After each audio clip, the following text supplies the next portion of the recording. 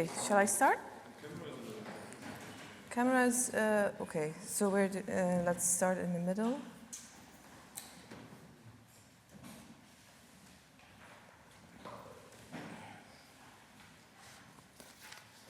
Okay, good. So let's continue with the Laukowicz-Maldacena derivation of holographic entanglement. And so yesterday we discussed that it's important that you start with the uncontractable circle boundary condition on the metric so that you don't impose conical singularities on a smooth bulk manifold description of your replicated system. Okay. And so the last thing that we discussed yesterday was that in this case that we've been discussing, namely of a region A being an interval in a two-dimensional CFT, there's a higher amount of symmetry in the sense that you can find a conformal map that takes you to a thermal description, and that thermal description has a U1 symmetry. The Laukowicz-Maldacena derivation is more general than that, and so we'll start now with their setup and go through their derivation.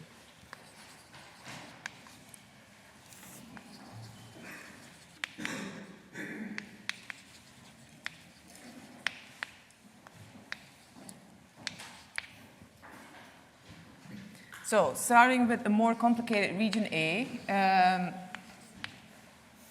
not quite sure how to draw it, but there's a region A with some boundary. And the main point is that there is still the type of region that we will consider following Laukowicz-Maldacena is a more general region than just an interval or a spherical region if you're in higher dimensions that still has some local angular variable local angular coordinate that goes around the boundary of that region dA. And then we can still call that angular coordinate tau. It's just that it's only locally possible to describe this setup as such. Okay, so there is still now a local angular coordinate that we will call tau.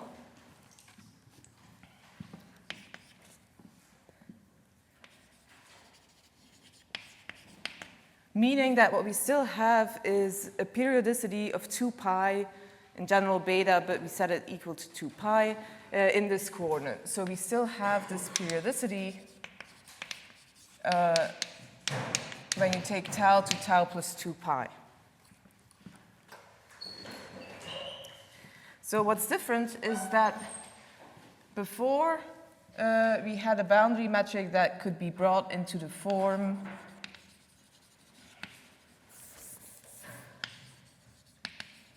so before we had a boundary metric, I didn't give it a name, but let's give it a name now, gamma, which was S1 2 pi times h d minus 1. So this was this geometry d tau squared plus dr squared over r squared. And if you want extra spatial dimensions.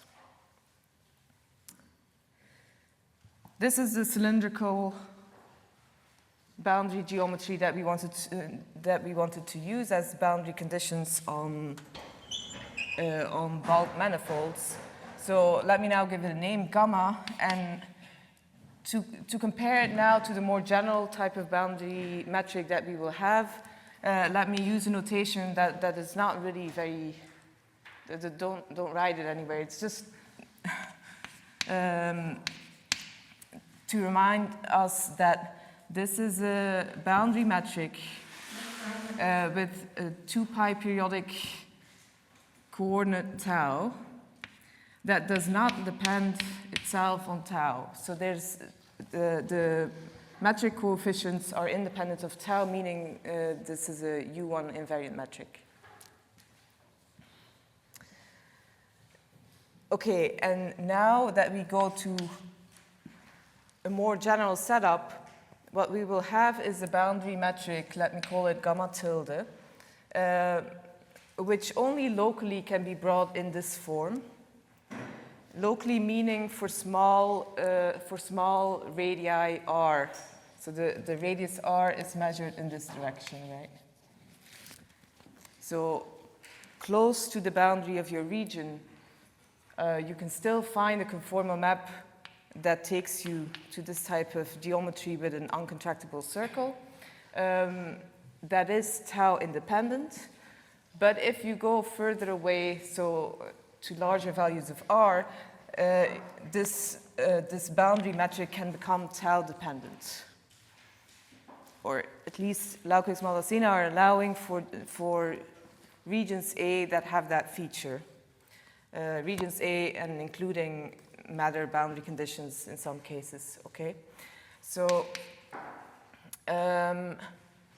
this geometry now, this is why I introduced this notation, we'll still have this 2 pi periodicity because there's still locally such a periodic coordinate, but there will be tau dependence, and I'll write this tau dependence that appears in the metric coefficients as e to the I tau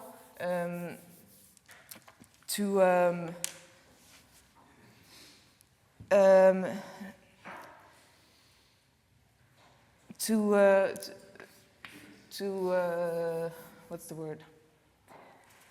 It depends on tau, but in such a way that it still respects this 2 pi periodicity. That's what I want to say. So if the boundary metric is of this form, then we can go ahead with the Laukes-Maldacena calculation. So there's tau dependence possible in the boundary metric, but it still has to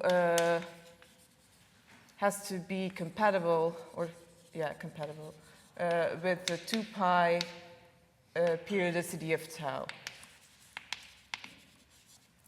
So that this is still a feature of our setup, the periodicity.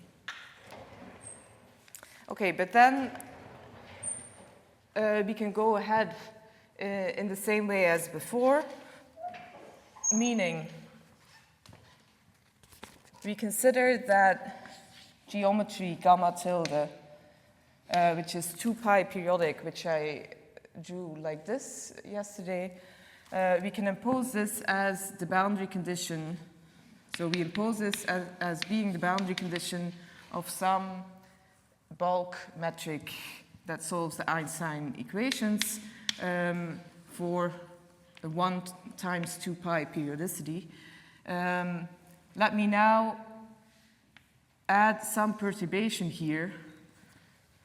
This is all just pictorial to remember that now we have a metric or boundary conditions in general that can be tau dependent, but still in a 2 pi periodic way.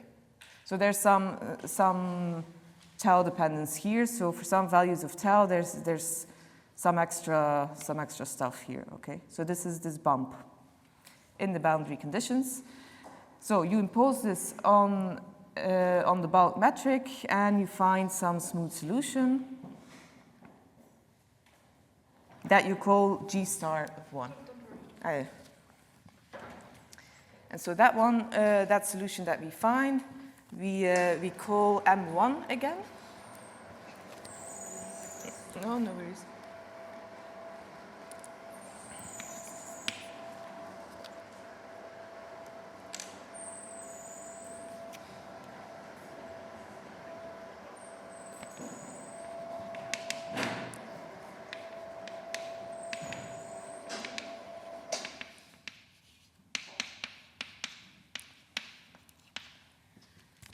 So this bulk solution we'll call M1 like yesterday, but now with no U1 symmetry. So this is a solution for the bulk metric with this periodicity.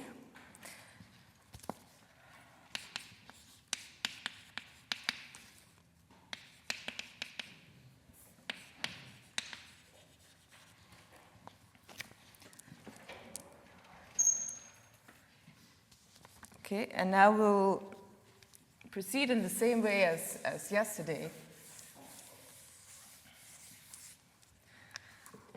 which is that we take that boundary circle. The main thing was to find such a circle, such an uncontractable circle. So we still have it, it just has this extra perturbation, that's fine.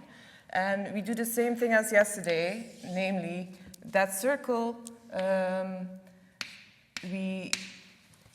if here we had an S, so if this was a gamma of 2 pi and e to the I tau. Now let's take that metric, but with a periodicity 2 pi n and e to the I tau. Okay. So again, I am choosing n to be 4 in the pictures, and so let me bring back the perturbation. So the perturbation is there at the same spot for every turn in a 2 pi periodicity of tau. So this is now my boundary condition that I will impose on some bulk metric solution that we're looking for, called G star of n. And the bulk solution will be smooth and will look something like this. And this is the one, like yesterday, that we will call Mn. So this is the manifold with metric G star of n that has now a periodicity in tau of 2 pi times n. Okay.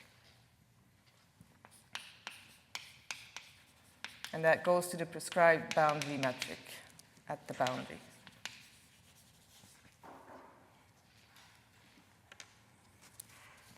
Okay, so this Mn is our bulk replica manifold.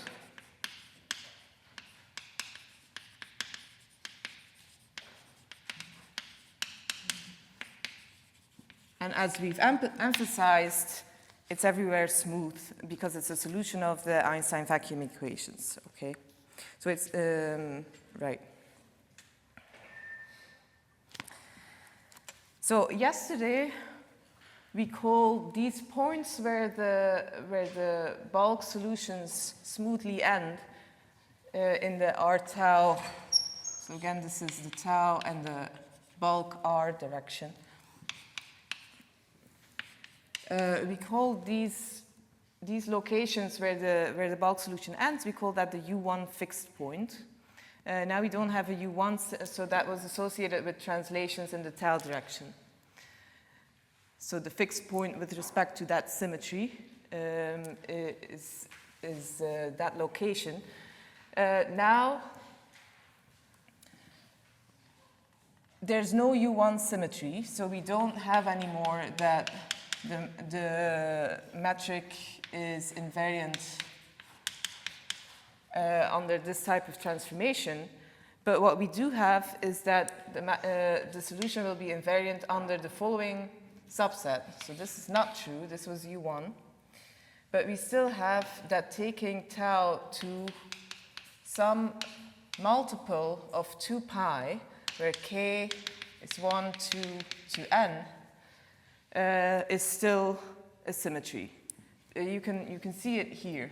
So irrespective of the bump here, if you turn it at 2 pi, it will still be symmetric. So 1, 2, or 3, or 4 times 2 pi.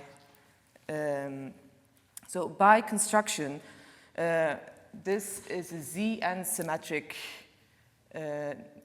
boundary metric that you impose on a Zn symmetric bulk solution.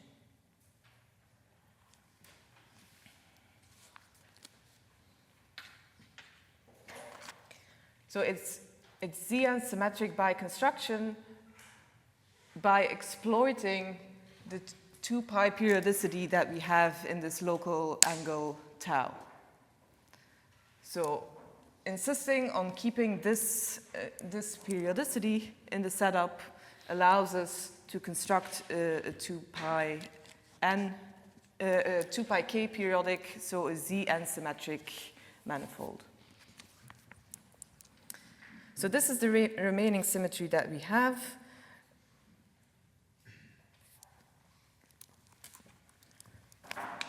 So this is to say no U1, and this is to say we have a Zn symmetry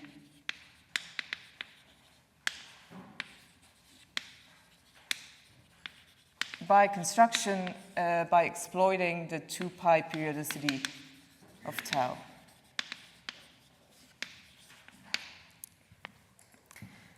And so instead of the U1 fixed point, this location here at the tip of the cigar is now a Zn fixed point.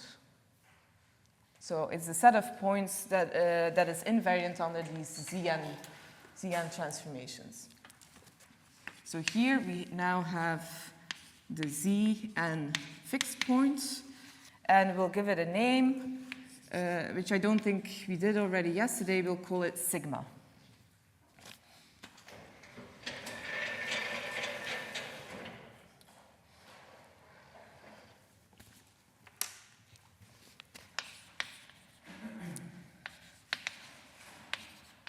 So the Zn fixed point sigma is really a set of points. That location is a set of points of codimension 2.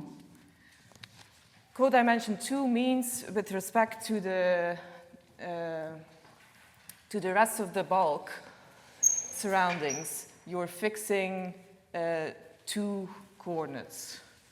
So we're losing r and tau direction there, meaning there's 2 dimensions fixed compared to the ambient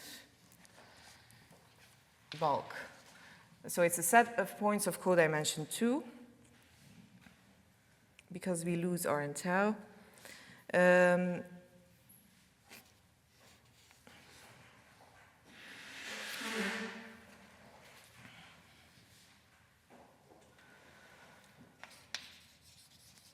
And it's a place where the tau circle becomes contractible, yeah.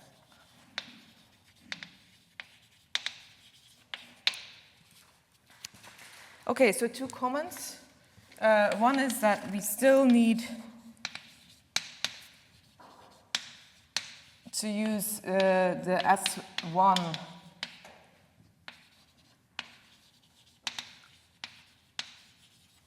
uncontractable tau circle as boundary condition for the same reason as yesterday, that we want a smooth bulk solution. The thing that's changed is just that there's a reduced symmetry in the setup, so meaning that in the case of a more general region A,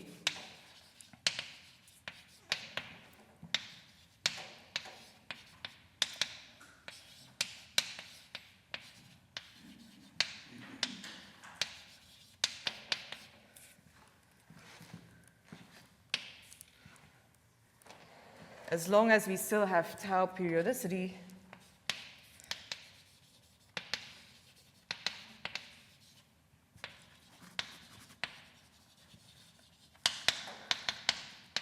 we have a Zn symmetry rather than the enhanced U1 symmetry in the thermal case in our replicated theory.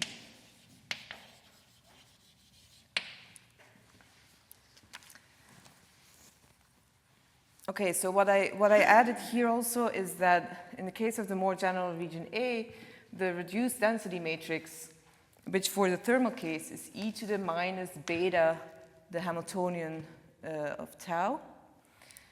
In this more general case, locally, your reduced density matrix is of that form, but you allow this Hamiltonian to not be conserved in tau, so to not have that U1 symmetry associated with the d tau killing vector, but in general have a Hamiltonian that depends on tau, so that you have to path integrate this evolution operator rho a. So this is the more general setup. And with this, we can proceed to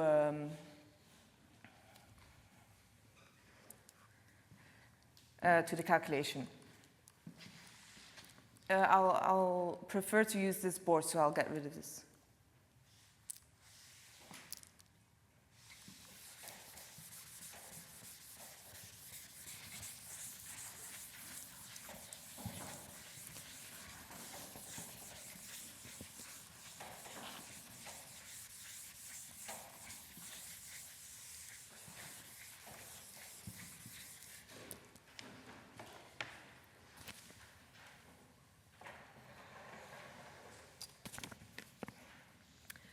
So we've managed to find good boundary conditions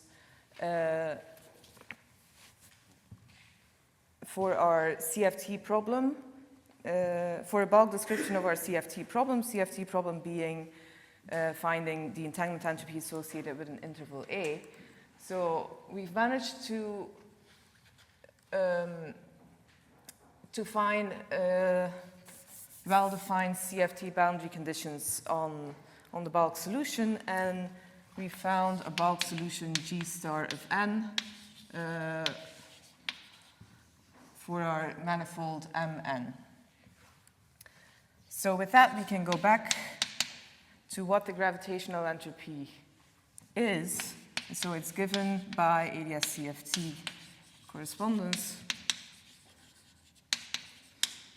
by this formula that we had on the board yesterday, and that we already evaluated semi-classically, so on a saddle point, which we have now found of the gravitational path integral.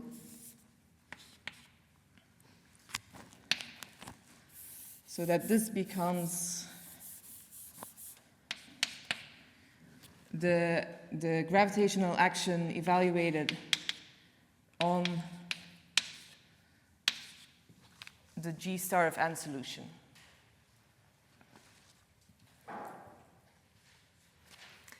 Okay, and so actually I'll change this notation to I evaluated on this manifold, okay, on that solution. So just using that notation for the same thing.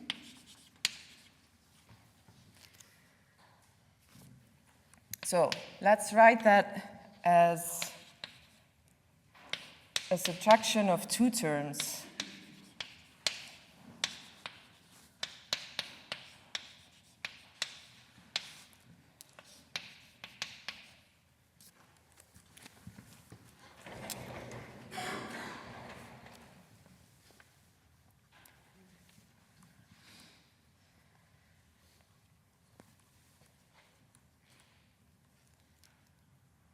So I've just rewritten the previous line in terms of the action evaluated on the replicated bulk solution Mn, and the action here evaluated on the original solution M1 of our actual setup. So this, let me remind you of the solutions, but they're actually on the board just there. So this is Mn and this is M1. But what we have is that the actions here are evaluated on manifolds which have different boundary conditions, well, by the whole construction on the previous board. So this term has these boundary conditions, so dmn is this, and dm1 is just one of those. Yes, yeah.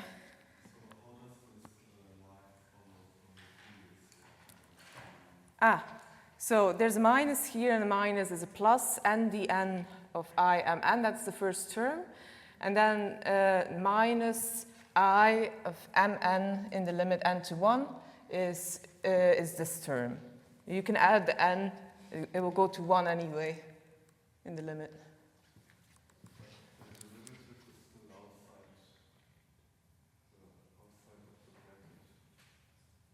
Yeah. The I of n1 doesn't depend on n, so the derivative will kill the n on the inside and then taking it to 1. Good. Yeah, so what we have is a difference of two actions in terms of manifolds with different boundary conditions. And to make sense of subtracting this action of this one, what Laukwix and Maldacena do is rewrite this action, or is it this one? They rewrite this action. You can choose which term you rewrite. You just want to rewrite it so that you're integrating it over the same range of tau as the other term, so that you can meaningfully compare those two terms.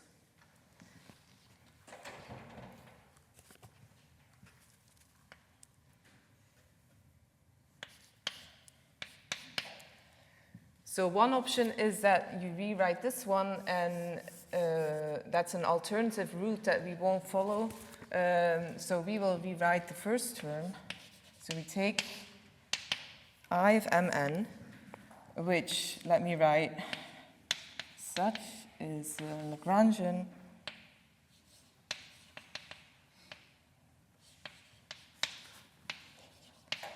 so it's something of this form. So we wrote down the gravitational action yesterday. This curly L now is that gravitational Lagrangian integrated already over all but the tau direction. So you've integrated it over the r direction, the bulk radial direction, and any other spatial directions x that we might have. You just haven't integrated it over tau yet. That's this curly L, and you evaluate it on this replica bulk manifold solution with metric G star of n. So this will give you the Ansha action. You have to integrate it from 0 to 2 pi n in tau, because this is the range of tau for that metric solution. And because in this term we'll have something similar, but with an integral going only to 2 pi. So this I of mn is 0 to 2 pi, the gravitational Lagrangian integrated already over all but the tau direction. You will have that, okay? So to compare those terms, what we can do is we can use the Zn symmetry to write this as n times the integral from 0 to 2 pi. The integrand just remains the same, of course, so I have the Lagrangian G star of n d tau like this, but now integrated to 2 pi. And next, what we'll do is we'll give this object a new name, and we'll explain in a second why this is a good name. But so far, let's just call it a new action, and we use this notation.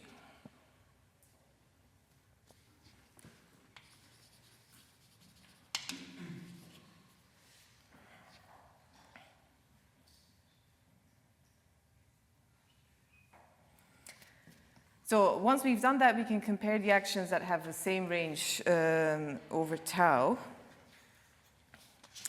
So what is this ON that I've introduced here?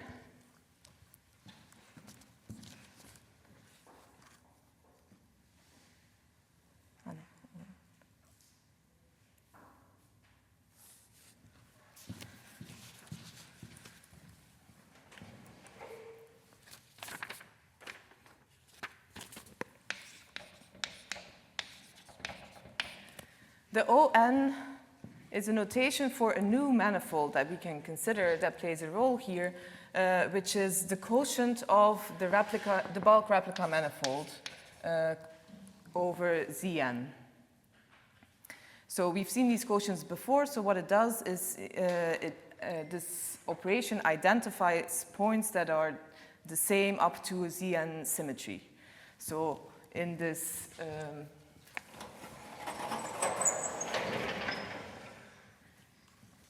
geometry, it identifies this bit with this bit with this bit with this bit. And this is what is called then the orbifold manifold.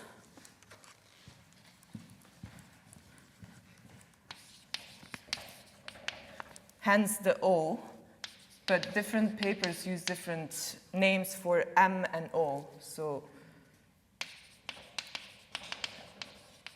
you should be careful with the notation. So you get the orbifold manifold from quotienting out the Zn.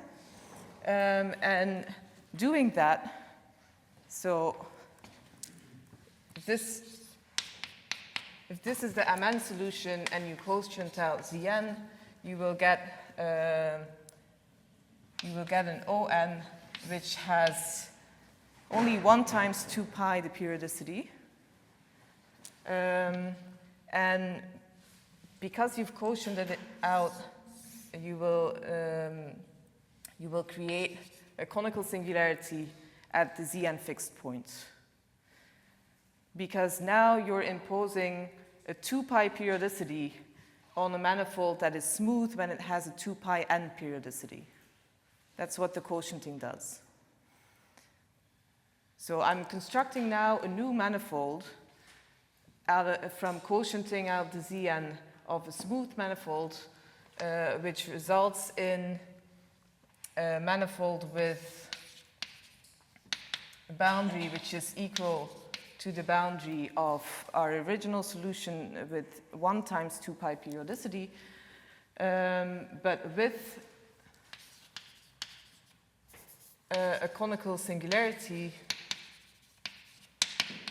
at the Zn fixed point, which we called sigma, and this conical singularity is a conical deficit.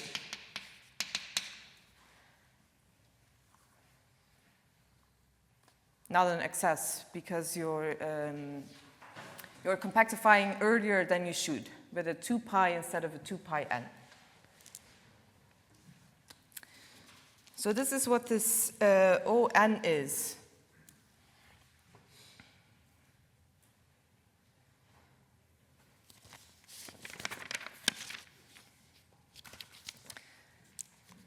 Okay, before we move on, let me go back here to why this object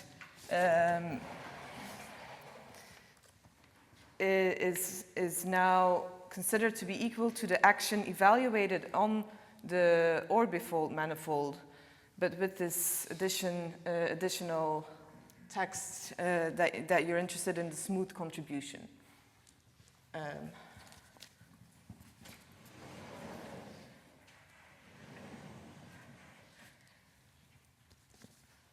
So why is that? Let me go back here.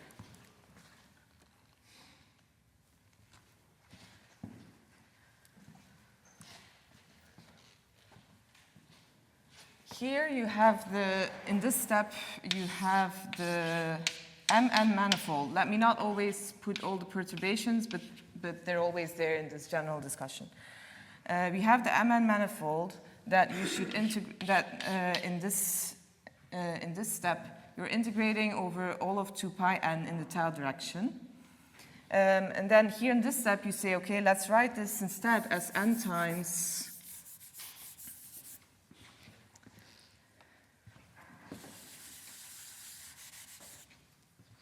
times integrating this region from 0 to 2 pi only. So only this region.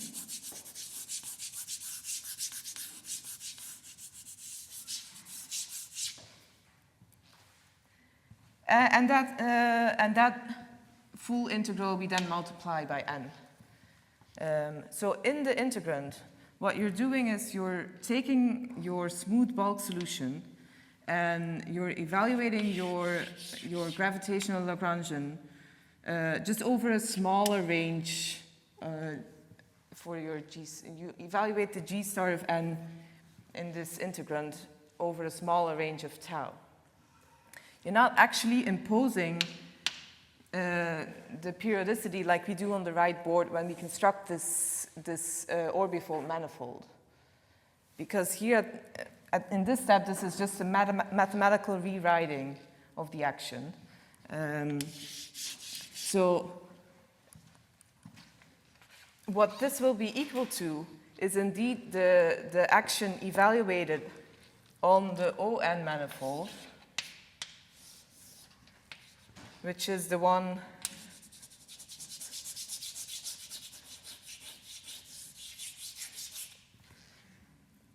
so this white region here will indeed give you the same contribution to the integral as this one, but the action actually evaluated on the orbifold manifold will also have some singular contribution from a delta function singularity in the Ricci scalar, coming from the conical deficit that you have in this orbifold manifold. So we could just calculate this thing mathematically, and we could calculate the action of ON mathematically, and it would be the same as this one up to the contribution that comes from this conical singularity. So that's why we've included here this subscript that we only care about the smooth part. So I'll write this as this. This is not a twist field. This is a don't take the singularity contribution along in this part of the calculation. Okay. So now let's go back to the discussion of this ON.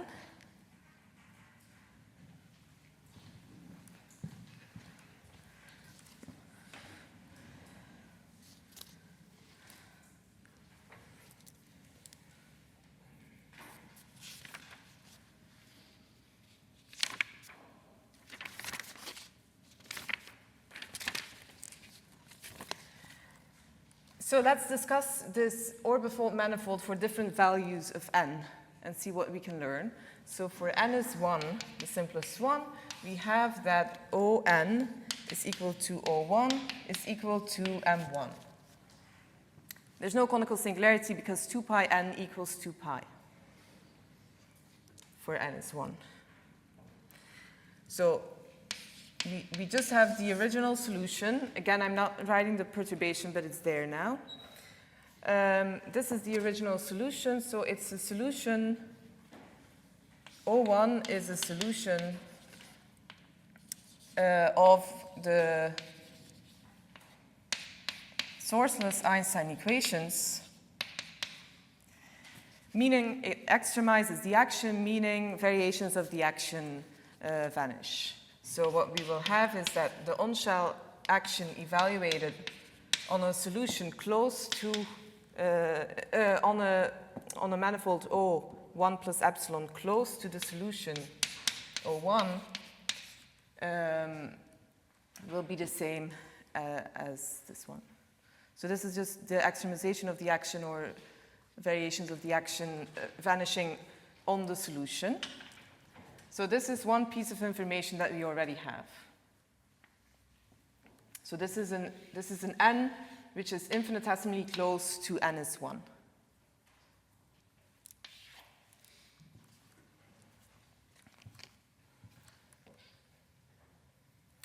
So this is one piece of information. Now let's go to n different from 1.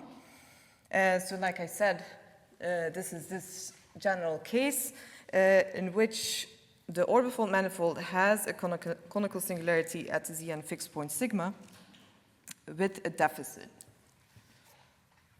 So On has a conical singularity, namely a conical deficit at the Zn fixed point sigma.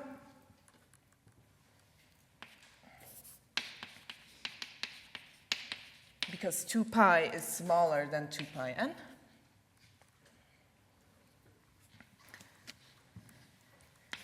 And so what does this mean for the action evaluated on ON? Okay, so the action evaluated on ON, let me write it schematically as square root GR being our full gravitational action. So the full gravitational action we had on the board yesterday, but this will just be too much to write. So schematically, this is the form of the gravitational Lagrangian. If I integrate that, I evaluate it on the ON solution and I integrate it, I'll get a contribution from the cone, by which I mean, the cone is the whole thing, so I'll get a contribution from the cone minus the singularity, meaning this wide region not taking into account a contribution at sigma itself, plus a contribution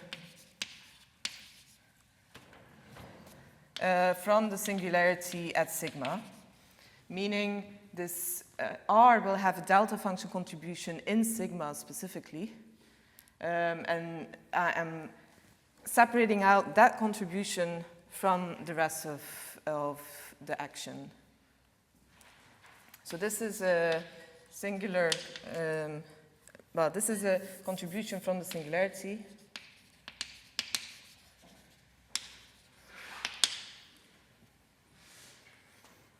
And so this first part is what I called ION smooth on the previous board. Okay, so we have ION is a contribution from everything but the singularity plus a contribution from the singularity. So we'll write this as such. So this is this, this is this. Okay.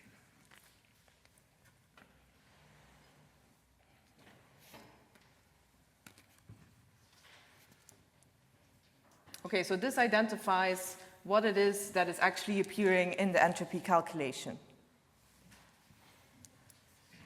So this is another piece of information. So for NS1, I discussed what this manifold is a solution of, that O1 is a solution of the sourceless Einstein equations. Now for n different from 1, I know that ON is not a solution of the sourceless Einstein equations precisely because it has a conical singularity. And we've discussed at length that we can only allow for a solution with a conical singularity in Einstein's theory if there's some heavy localized source precisely at that location that creates that singularity in the geometry. So what we know is that ON is not a solution of the sourceless Einstein equations like O1 is, but it's a solution of Einstein's equations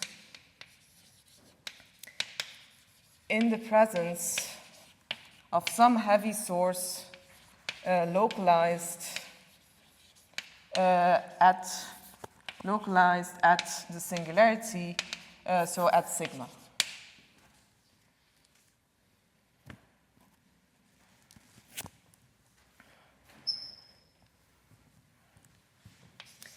And since we're just doing a mathematical construction here, so we can find out what the required source is to allow for precisely the singularity that we encounter with precisely that n-dependent conical deficit. And so the required source is a codimension 2 brane.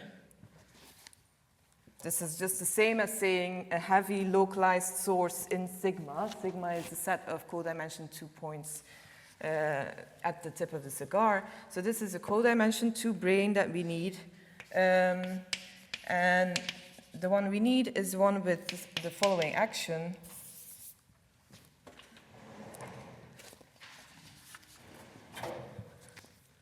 With the action I brain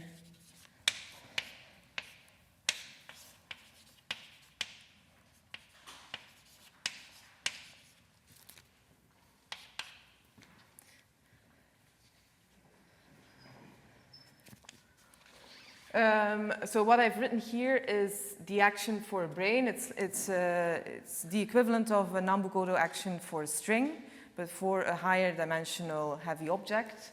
We have this brain action with a world volume of the brain and T, the tension of the brain. So T is the tension, and the tension that we need is some n-dependent number. It's n-1 over 4 ng. So here, y are the induced coordinates on the brain location, and h is the induced metric on the brain. Okay, so let me add this brain action to the left and to the right of this line here.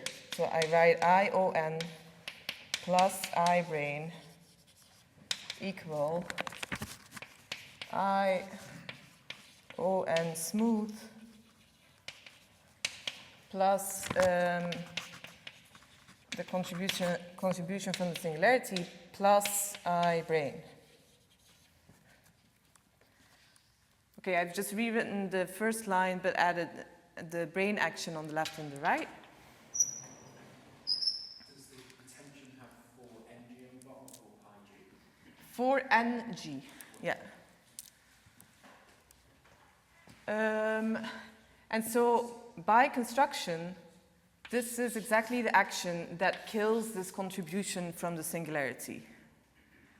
This is what we mean by saying you need to add a heavy localized source for ON to be a solution of this combination. So not just the gravitational action, but the gravitational action plus the action of a brain at that location. So you've added some matter, some localized matter that allows for a solution ON. So this combination is by construction equal to 0, meaning what we could have done, but we're doing a general discussion, but in a specific case, you can construct your ON manifold the way we did from quotienting out Zn from the replica manifold. That will give you a conical singularity and therefore an n-dependent delta function contribution to R. You can just work it out. You can find what this term is. So this, what I called I singularity. And then you say, okay, then I need to add an action I brain, which is equal to minus that action, which you can then identify as being of this form with some tension that is n-dependent. So this is what we've done. So I brain is equal to minus I singularity by construction to cancel the singularity. And so what we have left is this statement that the thing that we'll need in the calculation for the entropy is equal to the gravitational action evaluated on the orbifold manifold plus the brain action.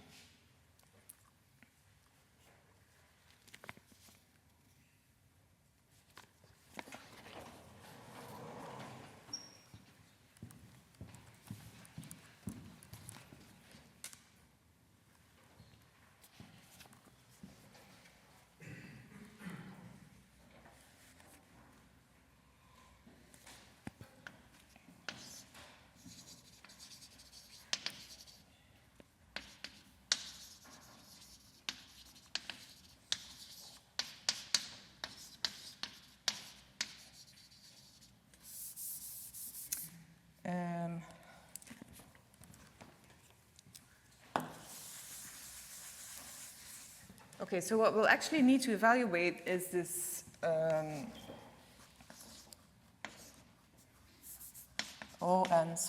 I on ON smooth. Okay. Which we can write in two different ways. We can write it as the gravitational action evaluated on the orbifold solution minus the contribution from the singularity. So this would be literally what this figure would mean, is that it's this action, but you don't take with you the contribution at the singularity. Or equivalently, you can write it as plus I brain. Okay. So the pictures would be this.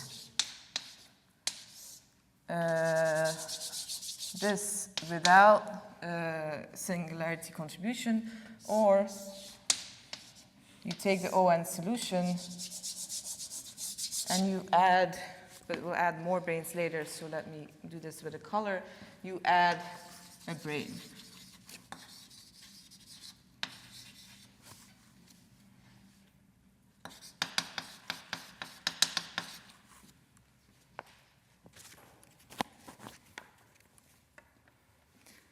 So I'm drawing some pictorial notations so that later when we apply this to set up without having all the explicit notation, we can have an idea of what's going on just by drawing the setup, okay?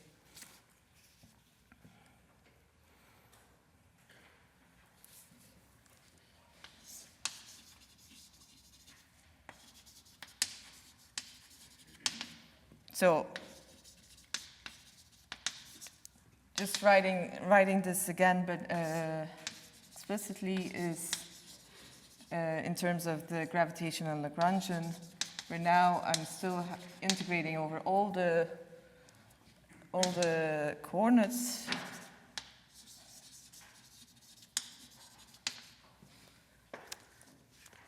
What I have is that the what we call smooth action is the one evaluated on the cone minus singularity is equal to the contribution from the cone plus the brain action, so which lives only in the x directions. It's codimension 2 thing, and evaluated on the Zn fixed point. Okay.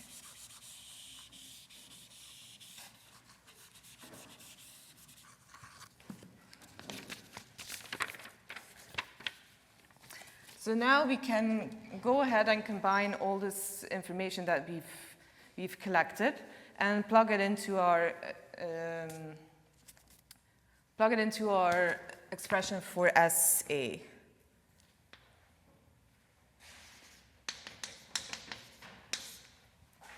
So to evaluate SA, we're going to need to take a derivative with respect to n. So the way we'll proceed with this is to set n equal to 1 plus epsilon. So close to 1.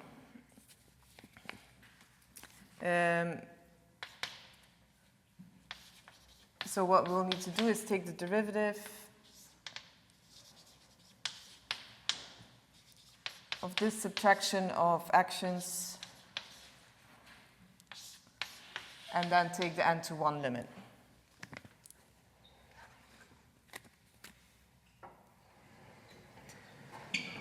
So let me collect the info here that we found so far, and then it will be pretty quick to just combine all of it into the Laukwix-Maldacena results. Okay.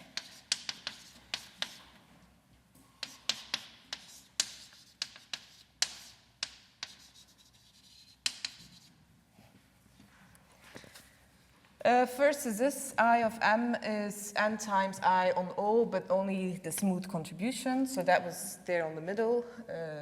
I called it 1 because there's an alternative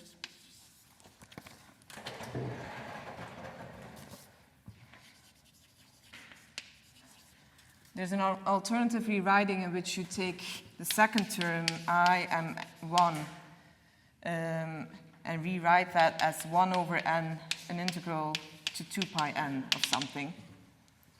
And this is this alternative route that we won't take. Okay, but this is the first result. Then we know that the smooth contribution can be obtained from the gravitational action with an added brane.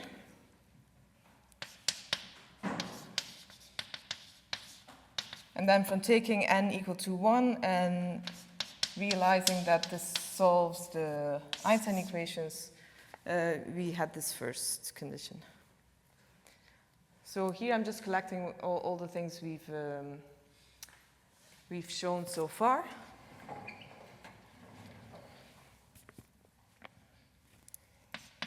So let me go ahead. What we need is this one, right?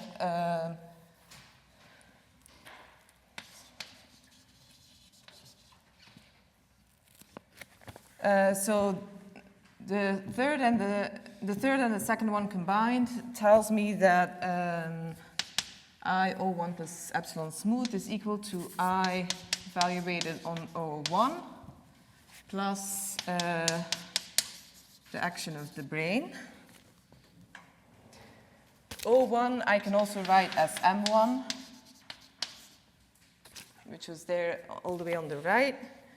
The brane action, let me write it out, was a tension n minus 1 over 4 ng square root h, and all of that evaluated at 1 plus epsilon for the value of n.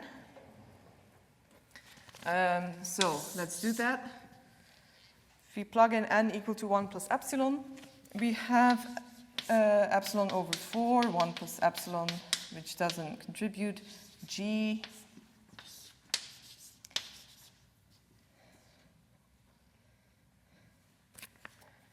And here we have the world volume of this brane by what the brane action is. This is here the world volume, or the area of our brane. So we can call it A for area in the point sigma. So for the brane in sigma.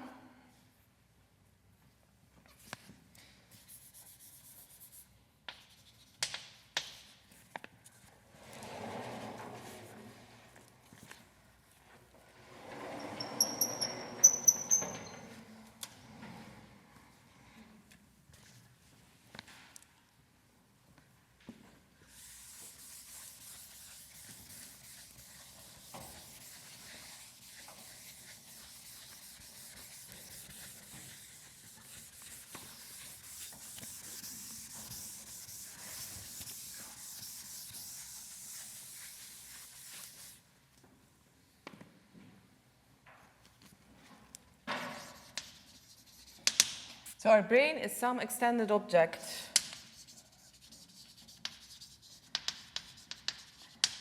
with an area A of sigma, and where that brane settles, so where that location sigma is precisely dynamically determined by the whole action. And just in the same way that a string will minimize its length, so it will minimize its Nambu-Godo action or its length, this brane will want to minimize its area, so its Nambu-Godo action or its world volume or its area. And that's why I've included a min on the sigma, because this location where the brane will settle down dynamically is precisely the location that minimizes the area of sigma.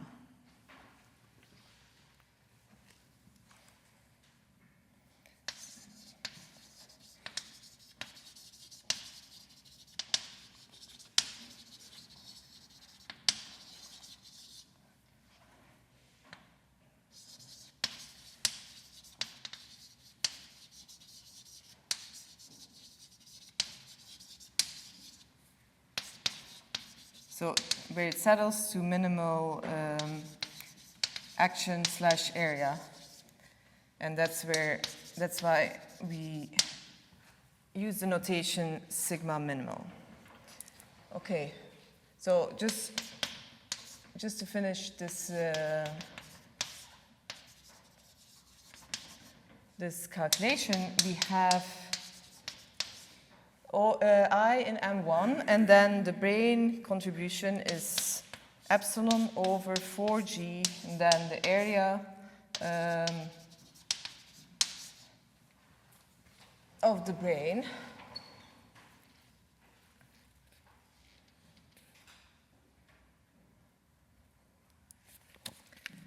Now we go to the first line. This will just take 2 more minutes. Now we go to the top line. We need in the entropy formula, really what we need is I evaluated on the replica manifold. This is equal by the first line to 1 plus epsilon times this line.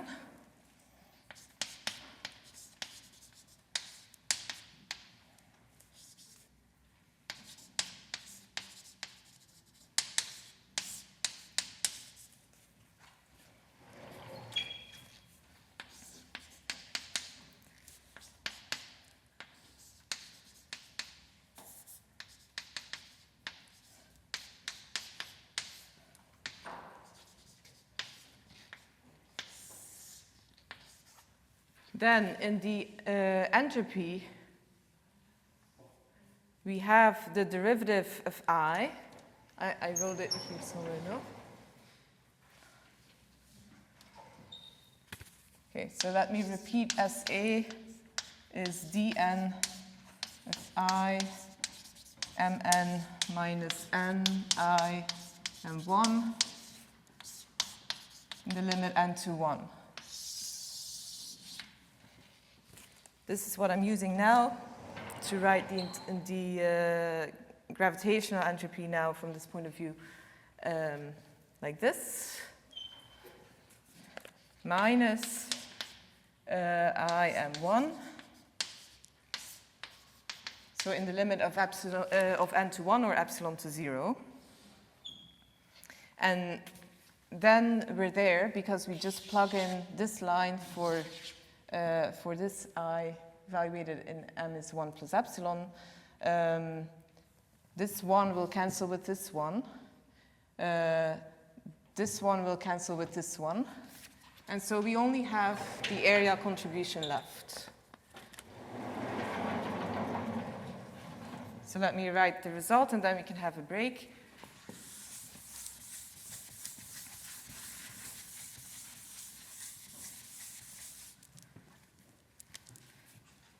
We find that the entropy for the region A is equal to the area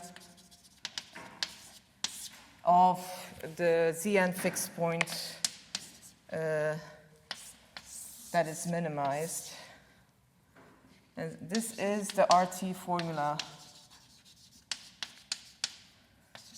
for holographic entanglement of a space like region A.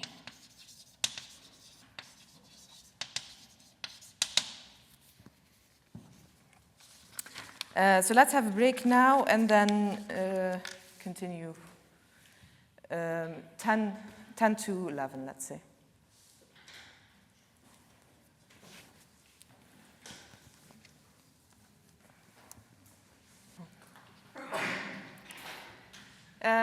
Okay, but this was a repetition anyway of the RT formula that we've just derived. And the RT formula also includes a homology condition, namely that this minimal surface in the bulk whose area calculates for you the CFT entanglement in the boundary interpretation, has to be homologous to the boundary. And this is more clear in the typical RT pictures that we'll make contact to in the next hour. And that homology condition we haven't discussed today, but people have written papers on this to include it in the LM derivation. Okay, so there's a homology. So what I'm going to do now is write down some extensions of the RT by in the Laukowitz-Maldacena type derivations that I will not discuss, but the references to those generalizations are in the notes. So I just want to mention them. So one is the homology condition. Then another one is the covariant prescription, or the HRT formula.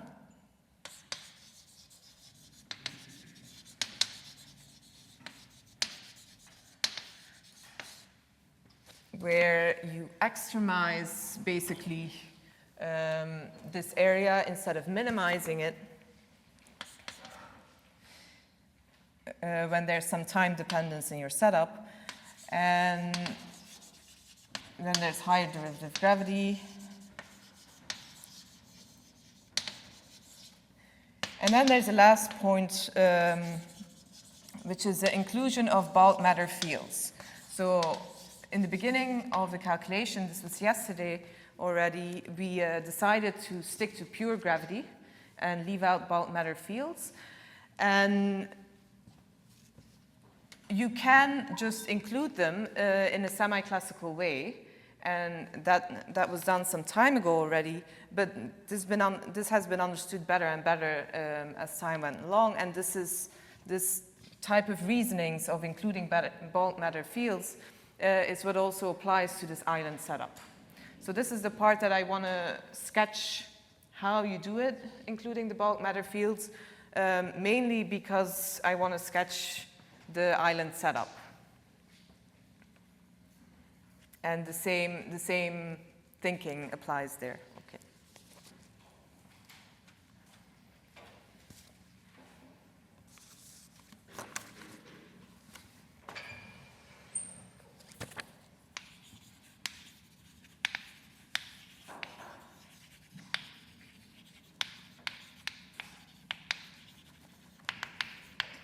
So, inclusion of bulk matter fields in a semi-classical bulk treatment.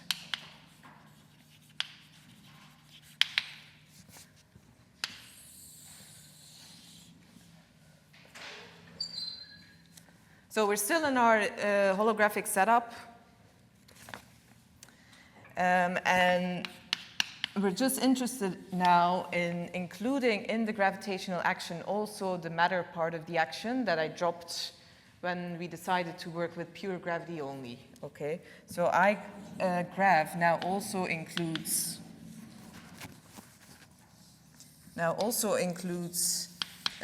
some matter action. And we can take that matter action again to be CFT, but this is now a bulk CFT. This is not the dual boundary CFT. It's just a choice of conformal matter as bulk matter. And so for that I used the large phi notation. So I have fields in my bulk geometry phi of r tau x. And so this will now lead to some contribution to our central object, which is this gravitational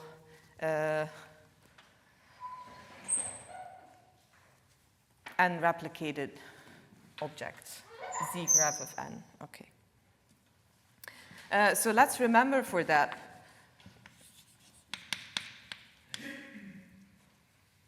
how we discussed the CFT. So in the CFT,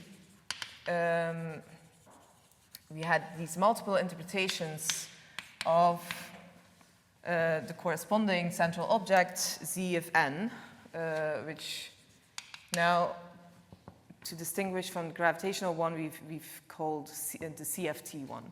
But in the previous lectures, this was just Z of n.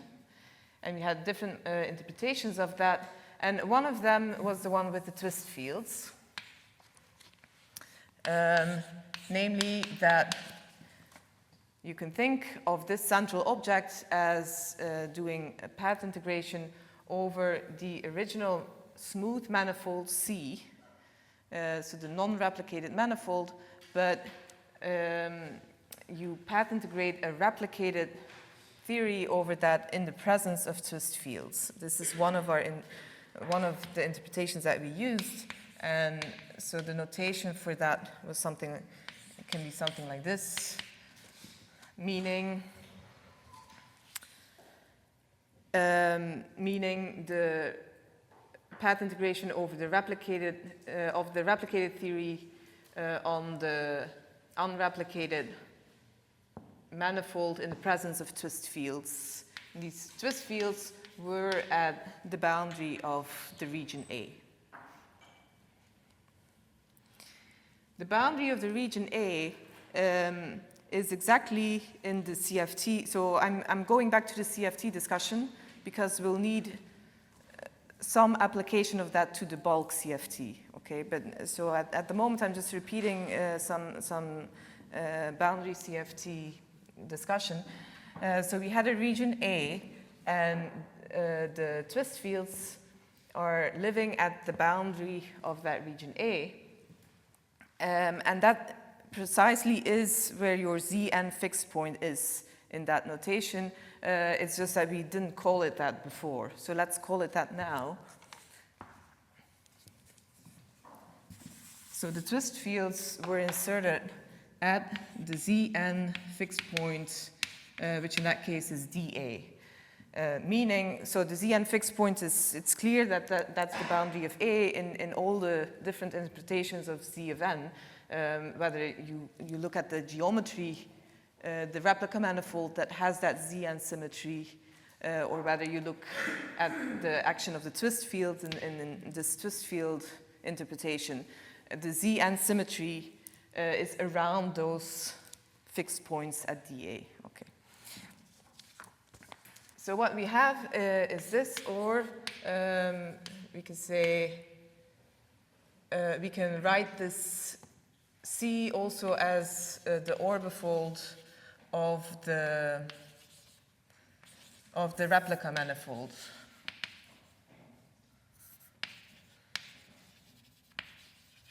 So we could write C as R and A quotiented over the Zn. This is just another way of writing C.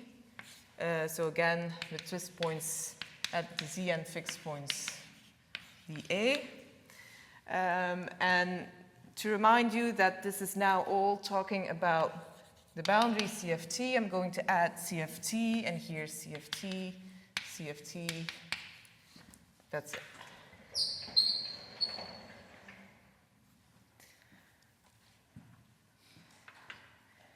So let's apply this now, this thinking, to the bulk CFT. And I'm using the orbifold interpretation because this was the thing that we needed in the Laukwix-Maldacena derivation. In the calculation, we started with a smooth replica manifold Mn, but to actually do the entropy calculation, we had to introduce this orbifold manifold On, which does have conical deficits, so that's the Mn over Zn. So if we now want to include bulk matter in the Laukwix-Maldacena derivation that we just did in the past hour, we want to reason at the level of this On and make some additions here. This is why I'm reminding you of the orbifold level interpretation of the central object Z of n in the CFT. So that now, to include bulk matter, bulk conformal matter,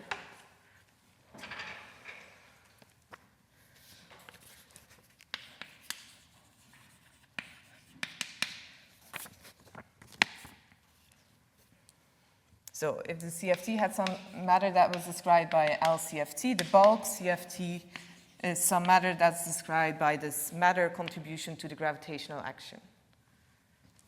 So this IM here, okay? So the bulk CFT, to include a contribution to this gravitational Z graph of n, then we will need to add twist fields in a replicated matter sector on the orbifold of the replica manifold, which now is Mn over Zn or On. Okay? So in the same way that here we had R over Z or C. And we have to add twist fields to include their contribution, the matter contribution. We have to include the twist fields at the Zn fixed points. The Zn fixed point in the LM derivation is sigma. So I'm writing in symbol form. So let me write in words what people would say. So what you need to do to include the matter sector in the bulk is to insert twist fields at the Zn fixed point sigma for the replicated matter sector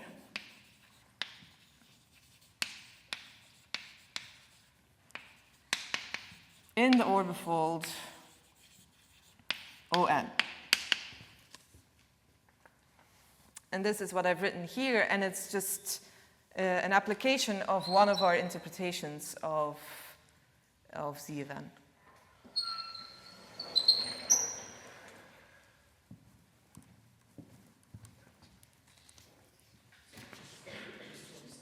Yeah. Yeah, yeah. When you're writing down things with subscript CFT, that means boundary CFT. Exactly. And then but now you're also saying we have a CFT in the bulk that's coupled to gravity, and that's the M. Subscript, okay. Exactly correct, yes, yeah. And that's indeed the distinction I wanted to make, but you're stealing the things we learned already from CFT on the boundary side, yeah.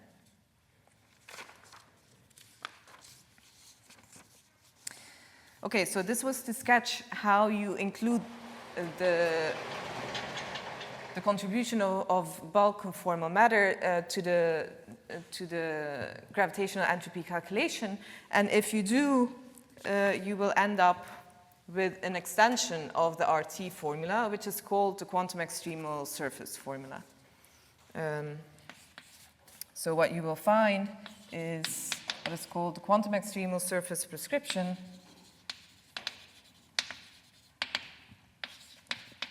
that SA is the area of sigma over 4G plus a contribution of entanglement of the matter bulk fields across that Zn fixed point sigma. So in the same way that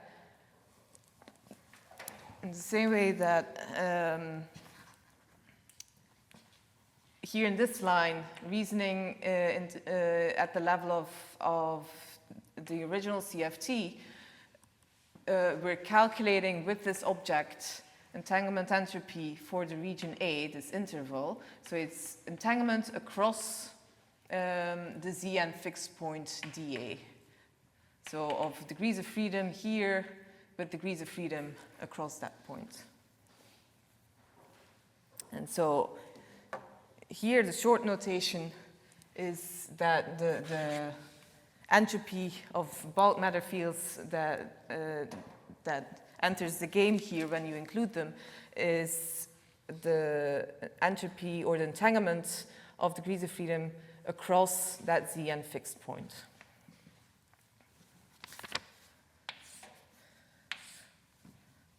So you will get such a contribution. And similar as before, you need to minimize this whole combination.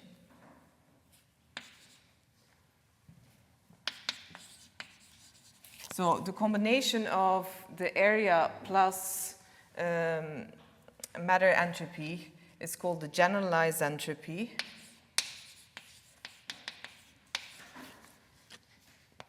And if you minimize not just the area, but you minimize the area plus this matter entropy contribution, then the surface that you'll find is in general different from the RT surface, and it's called the quantum extremal surface in that case.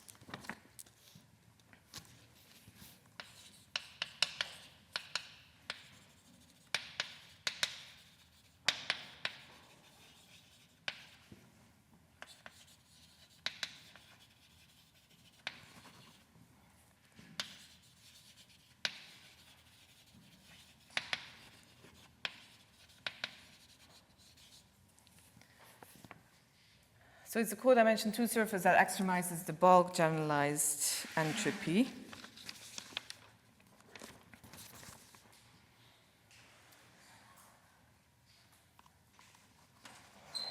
And this is a formula.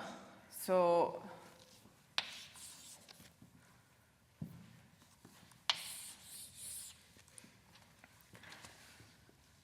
it's called the Engelhardt-Wall formula. Or quantum extremal surface prescription. And this is the formula that has been applied also outside the context of holography in a context that is called islands. And this is what I want to sketch now.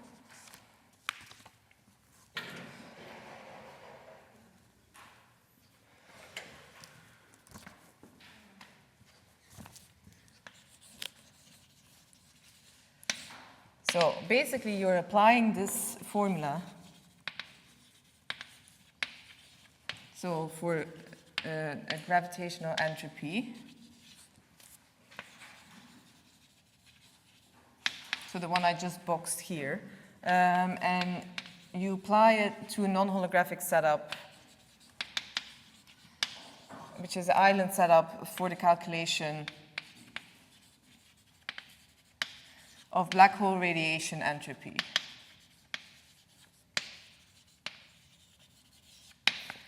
It's a non-holographic setup in the sense that what we'll write is a purely two-dimensional setup, but there are holographic interpretations of that setup, which is then a three-dimensional holographic interpretation. But the original setup we'll write is 2D, that's what I mean.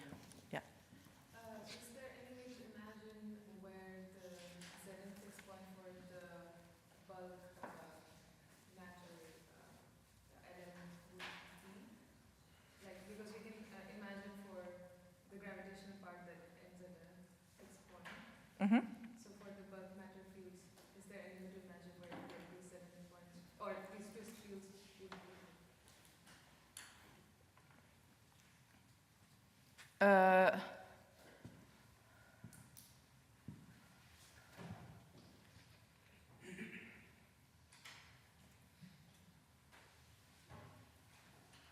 Well, it's still a classically geometric location. It's just the one that minimizes this.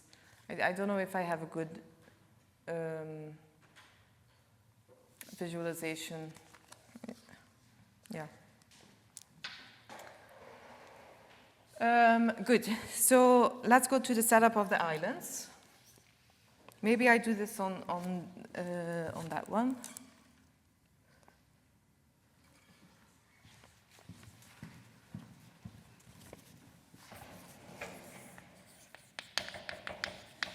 Okay, so the setup is the following, is that you consider a two-dimensional ADS black hole. And what I'll draw will look the same as my Penrose diagram of the three-dimensional ADS black hole, just because we always suppress any other space-like dimensions. So this is my two-dimensional ADS Schwarzschild solution.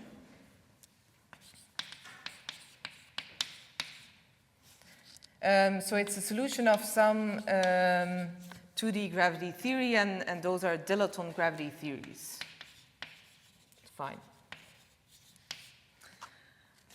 It's a black hole solution, so it has a horizon here at this point. So this is part one of the setup, is that we consider this solution.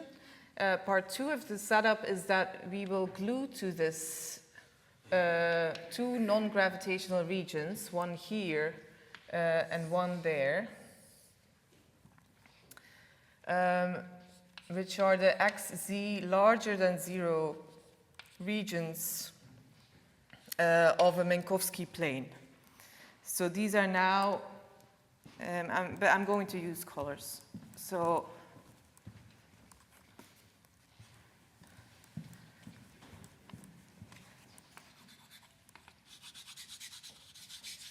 okay, so this first part of the setup in blue is the gravitational part.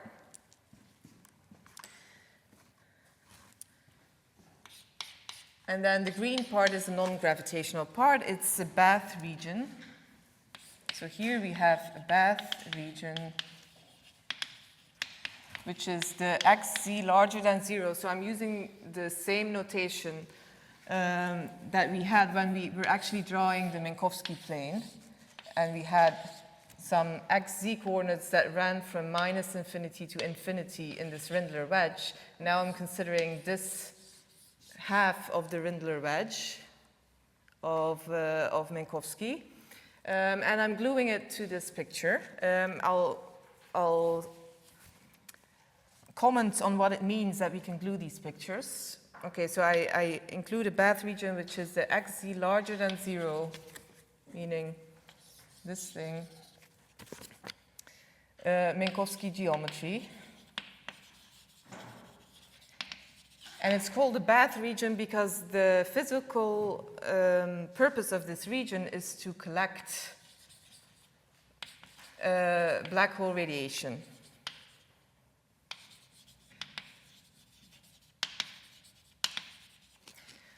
So the blue part is, like I said, a gravitational region. It's a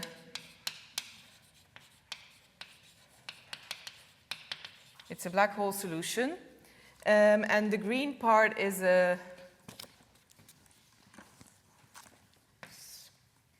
some non-gravitational region that you attach to it.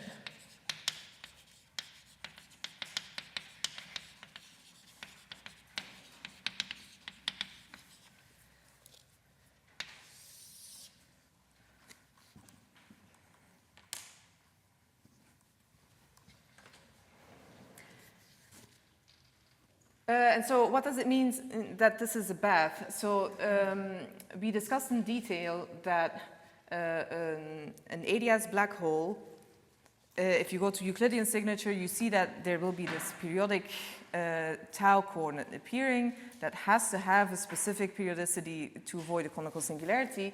And that periodicity tells you what the Hawking temperature of that black hole is. So we have a black hole here that has some beta, and therefore some black hole, some Hawking temperature, meaning it has some, it is producing Hawking radiation. This is the physical interpretation of what that Hawking temperature is that a black hole radiates. And that radiation is what is being collected by this bath. And to better understand why it's at the same temperature, so this bath is at the same beta as the Hawking temperature, we'll write down the thermal field double construction. Okay. So the point is, it inherits the same beta from periodicity of tau in the thermal field double picture, which I'll write down in a second. And And for each of the one-sided black holes, you should include a bath that collects that radiation. So there's a one-sided black hole here that measures the temperature beta, and there's a one-sided black hole here that measures the temperature beta, whose radiation is now collected in this bath.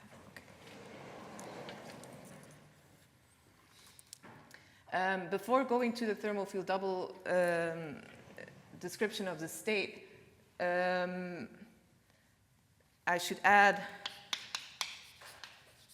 so part one of the setup is just this geometrical setup with the gravitational and a non-gravitational region that you just attach to each other. But then second is the matter content, and the matter content is that you have a matter CFT of large central charge that spreads out over both these regions.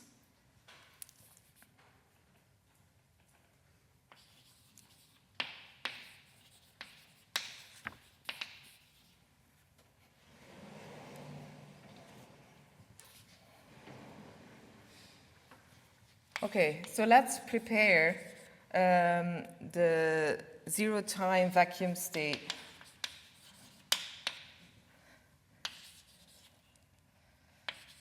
by Euclidean evolution over half the Euclidean ADS2 black hole solution for the blue part, and then half of the half cylinder. So the full cylinder would have a range of x from minus infinity to infinity. We just want the positive range of that because we're looking at half a Rindler wedge to be that green region. And this half refers to the lower half of the cylinder, to the square root in the thermal field double description. So we need half of the Euclidean ADS2 black hole plus half of the cylinder Euclidean evolution to prepare the state.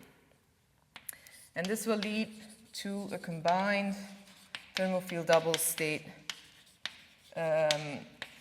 of the black hole plus the bath.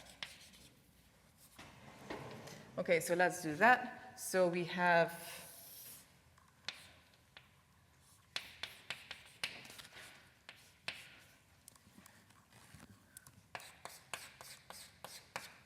in blue, we have the preparation of the ADS2 black hole state. So here we're integrating over the Euclidean ADS2 black hole solution. So this is, if you remember, referring to the cigar from that point of view where the cigar just looks like a disc. So this is Euclidean evolution of the blue part, and then for the thermal field double state in the Rindler wedge, we had these pictures of a full cylinder in the XZ direction.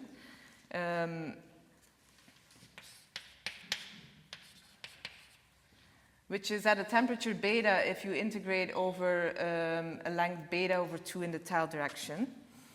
And we're just going to attach half of this figure, starting at XZ is 0 now, to this picture to prepare the state in these attached green triangles. Okay. So you add now no.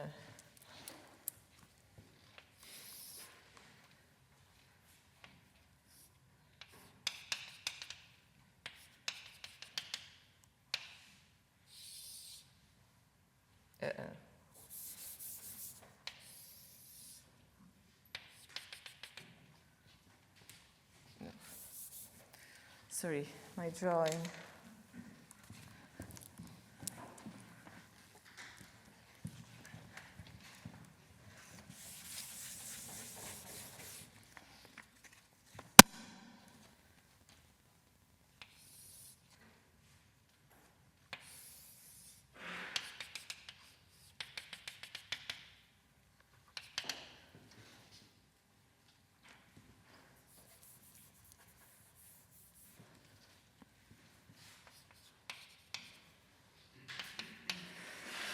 So here is xz is 0, and this is xz to infinity, and I'm adding my thermal field double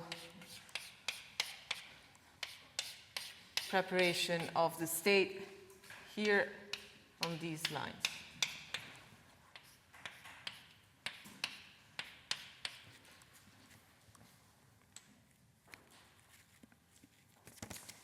So it helps to, so this is a Euclidean picture for the preparation of the state. It helps to think of the Lorentzian picture here as the green triangles not just extending in the board but backwards into the board. Because really this is a different dimension that we're drawing. Here we're drawing the ADS2 radial direction, and that changes into the XZ direction of the bath. So think of the XZ direction as extending backwards, and then it's also more clear that this is the Euclidean picture of the preparation.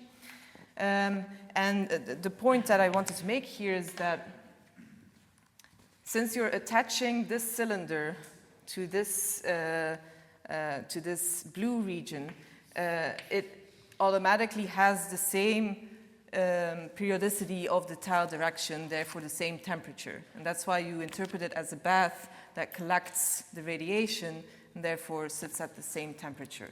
So again, writing the tau direction in green, it has a periodicity beta over 2 here, and it's by construction the same as the periodicity of the green part of the thermal field double construction. So this is why I said upstairs that the bath collects the black hole radiation and inherits the same temperature through this construction.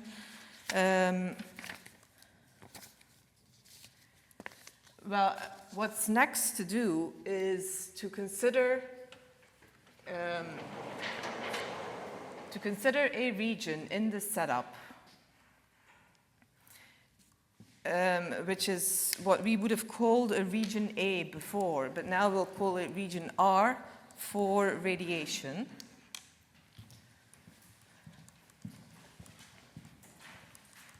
So we can consider a slice, I didn't actually want to do that in red. We can consider a slice of this diagram like this. So this would be like a slice at some fixed time in this bath asymptotic time. So inherited from this picture, where the time is the one here going up. And then I can consider 2 regions for one in each copy. So this would be a region, let me first call it A, and it's doubled here in the other copy, region A. So I consider 2 regions.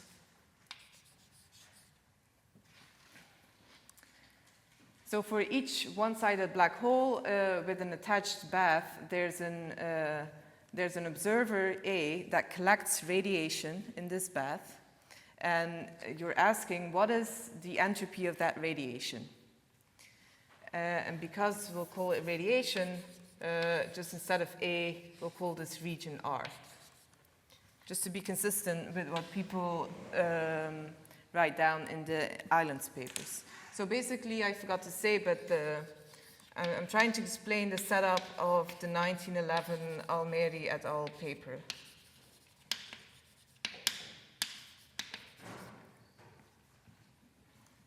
Which discusses a replica trig derivation of the island formula, gravitational entropy formula in this setup.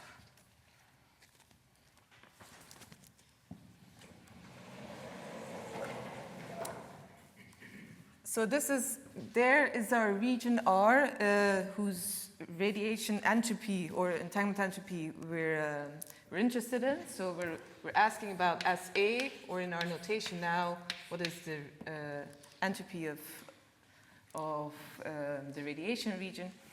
Let me add the radiation region also here on this picture. So it stretches from infinity in the xz coordinate to some finite positive value of z, and I have one in each copy for each black hole.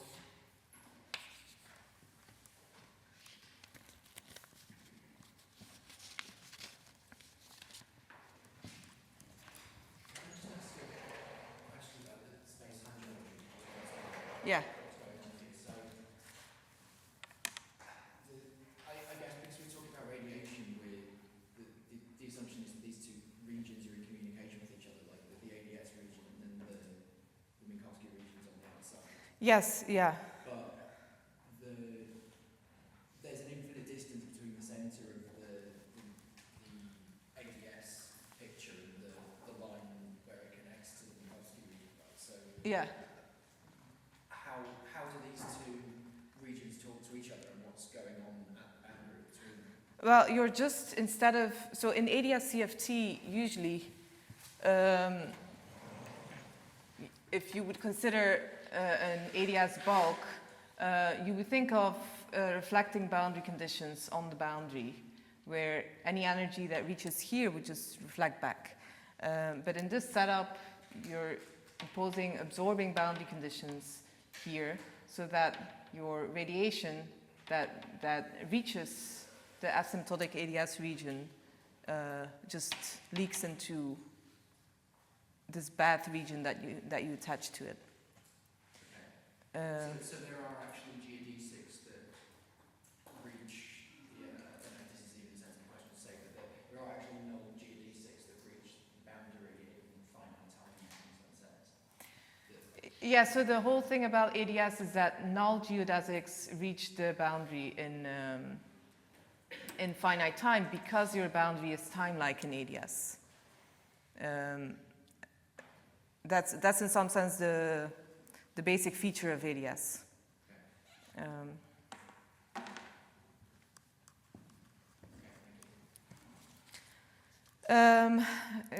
What's the situation with the time?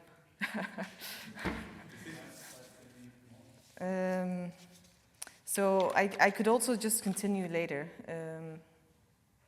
in the afternoon. Let me see. Okay, 5 to 10 minutes. So so now that we have the setup on the board, indeed, let me first discuss the issue in some sense with this radiation entropy. Okay, so the radiation entropy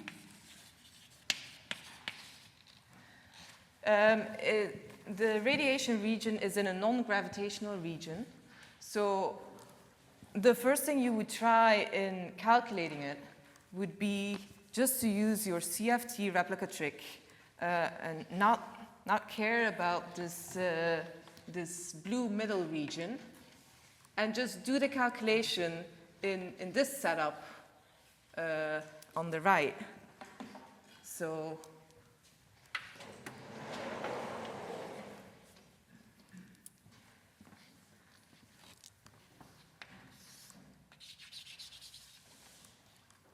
if I add the radiation regions to the right setup, which is just if you would extend the bath region into a full Minkowski space-time, then the R regions would be here and here.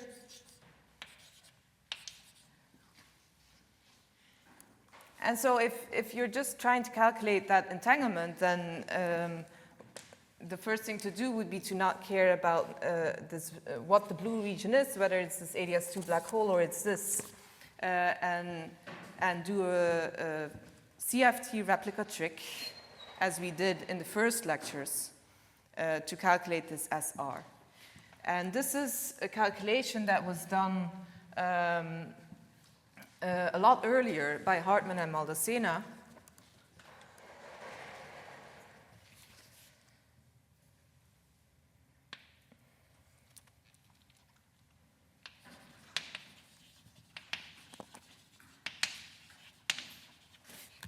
Meaning they considered exactly the setup.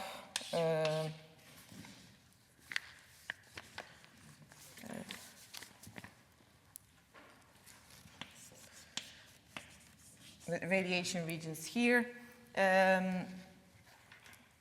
or with the thermophile double description like this. Okay.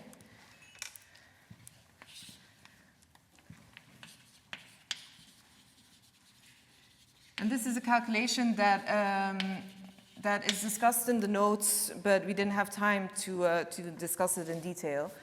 So it's in the notes, and it refers back to the original Hartmann-Maldacena paper. Basically, it's calculating the entropy for that red region in this paper is an application of the general entropy formula that we wrote down. So the one that in the exercises, if you ever get there, will apply to the cylinder and to the sphere to conform to different regions. And what's behind that is that you would explicitly do the replica trick again for the setup, meaning you would build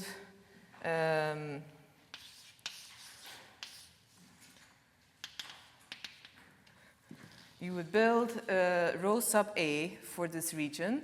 You can call it rho sub R now, which is a reduced density matrix with slits at this end of the cylinder and at this end of the cylinder. You take n copies of this picture, you glue them top to bottom of the slit in the same way that you make the replica manifold. And then finally,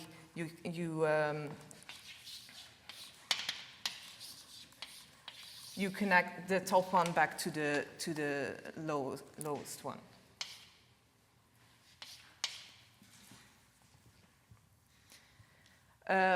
This is what you would do in the Hartmann-Maldacena calculation, at least implicitly, when you use the CFT entanglement formula. And then what they found was that the entanglement for that region has the behavior of a log of the cosh of the time, so let's call this time T as TB.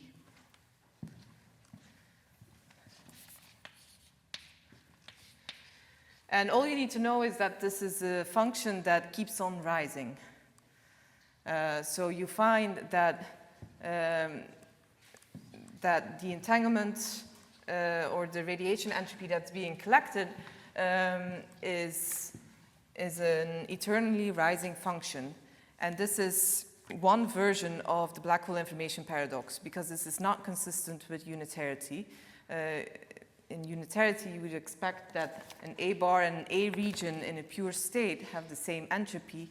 And this, in this context, means that you expect what is called a page curve for this type of entropy, so that it can go up, but cannot grow indefinitely. It has to at least saturate or come down again. And this is what is called a page curve. And not having a page curve by just applying the CFT replica trick to the radiation region is a version of the black hole information paradox in this ADS2 black hole setting. And the claim is that this has been solved by applying a gravitational entropy calculation rather than just forgetting about this blue region, including this blue region in the calculation, and applying what we've learned from Laukowicz-Maldacena for gravitational entropy. In particular, the fact that this blue region is determining its geometry dynamically. And so the trick or the insight was that this gravitational region that we've been neglecting in this first attempt at the calculation of the radiation entropy, this region can also be connected if the dynamical gravity decides that there's such a solution that does this. And so such a solution that also connects these regions. Sorry, I didn't finish the previous sentence, I think. So in this calculation 1, the gravitational regions were assumed to be disconnected and just not entering the calculation at all. And the insight is maybe there's a gravitational saddle point that decides dynamically that they are connected. They should be then in a Z-n symmetric way, and that is then called the Z-n symmetric wormhole. And if there is such a solution, then this is like an MN in the Laukwix-Maldacena language, and we can discuss in the afternoon how this leads to the island formula, which is basically an application of the quantum extremal formula that's on the board, and which magically leads indeed to a page curve, to this missing page curve in the black hole information paradox. Okay, but I think I should stop here, right? Yeah. Yeah.